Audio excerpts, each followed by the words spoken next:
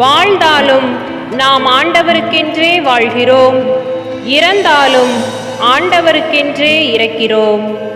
ஆகவே வாழ்ந்தாலும் இறந்தாலும் நாம் ஆண்டவருக்கே உரியவர்களாயிருக்கிறோம். தூய பவுல் ரோமையருக்கு எழுதிய திருமுகம் 14வது அதிகாரம் 8வது இறை திருவசனம். வாழ்ந்தாலும் நாம் ஆண்டவருக்கென்றே வாழ்கிறோம், இறந்தாலும் ஆண்டவருக்கென்றே இறக்கிறோம். ஆகவே வாழ்ந்தாலும் இறந்தாலும் நாம் ஆண்டவருக்கே உரியவர்களாயிருக்கிறோம்.